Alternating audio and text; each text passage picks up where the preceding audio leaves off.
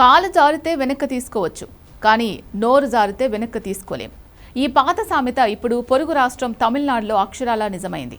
సాధారణంగా సినిమాల్లో వీధుల్లో మాత్రమే వినిపించే ఒక ముతక డైలాగ్ను ఒక బాధ్యతాయుతమైన పబ్లిక్ లైఫ్లో, అది బహిరంగ సభలో వాడి ఇప్పుడు చినికి చాటయ్యాక వెనక్కు తీసుకోలేక నానా తంటాలు పడుతోంది డీఎంకే పార్టీ. గతంలో సనాతన ధర్మంపై అత్యంత వివాదాస్పద వ్యాఖ్యలు చేసి దేశవ్యాప్తంగా రచ్చరేపిన అదే చిన్న స్టాలినే ఈసారి కూడా ఒక ఇండీసెంట్ కామెంట్తో బోనెక్కి నిలబడ్డాడు. ఎప్పుడూ సీరియస్ పాలిటిక్స్కి కేర్ ఆఫ్ అనుకున్న Tamil Nadu for the first time ఇలాంటి సిల్లీ పాలిటిక్స్తో మోతెక్కిపోతోంది. అయితే ఈ మొత్తం రాజకీయ యుద్ధంలో రాజకీయాలకు సమాన దూరంలో నిలబడ్డ ది మోస్ట్ ఎఫెక్టెడ్ పర్సనాలిటీ మాత్రం నటి త్రిషా కృష్ణన్. అసలు ఉదయనిధి నోటి నుంచి వచ్చిన ఆ ఒక్క మాట ఏంటి? అది తమిళనాట ఎలాంటి మంటలు రేపింది? కేవలం 24 గంటల్లోనే కేసులు, ఎఫ్ఐఆర్, అరెస్టులు, బెయిల్ దాకా వ్యవహారం ఎలా నడిచింది? ఈ వీడియోలో పూర్తి వివరాలు లోతైన విశ్లేషణతో తెలుసుకుందాం.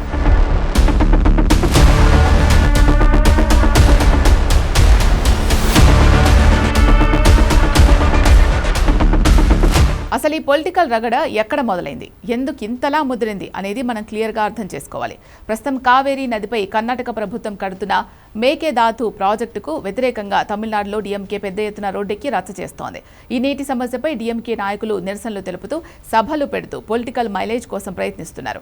అయితే తాము ఇంతలా గొంతు చించుకుంటున్నా అక్కడ కొత్తగా పార్టీ పెట్టి ముఖ్యమంత్రి అయిన తమిళగ వెట్రి కళగం అధినేత విజయ్ మాత్రం ఈ విషయంపై నోరైనా ఎత్తడం లేదు, కనీసం స్పందించడం లేదు అనేది డీఎంకే వాదన.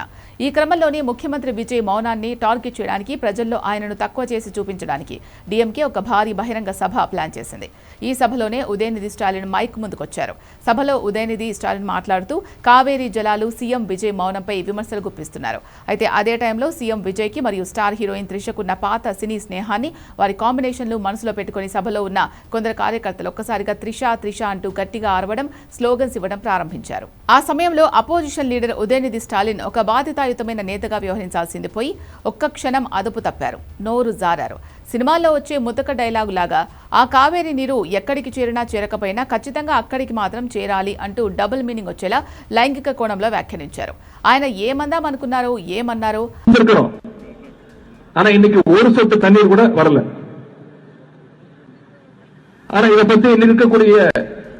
முதலமைச்சர் வாயை திறந்து பேசுறாரா?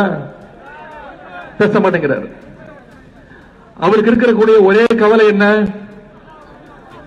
திமுக மேல என்ன பொய் வழக்கு போடலாம், என்ன பொய் கேஸ் போடலாம்.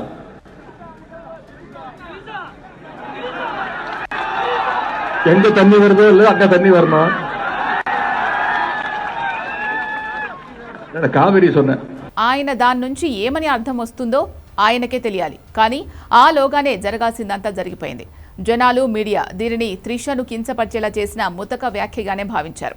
ఉదయనిధి స్టాలిన్ అన్న ఆ ఒక్క మాట ఇప్పుడు తమిళనాట ఊహించని రేంజ్లో మంటలు రేపింది.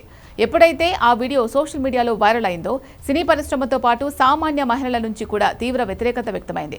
కేవలం సోషల్ మీడియా విమర్శలతోనే ఇది ఆగలేదు.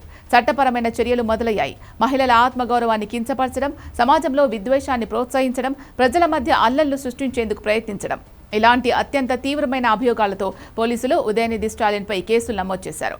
24 గంటలు తిరగక ముందే పోలీసులు రంగంలోకి దిగి ఎఫ్ఐఆర్ నమోదు చేసి ఉదయనిధిని అదుపులోకి తీసుకోవడంతో తమిళనాడు రాజకీయం ఒక్కసారిగా ఆగమాగమైపోయింది.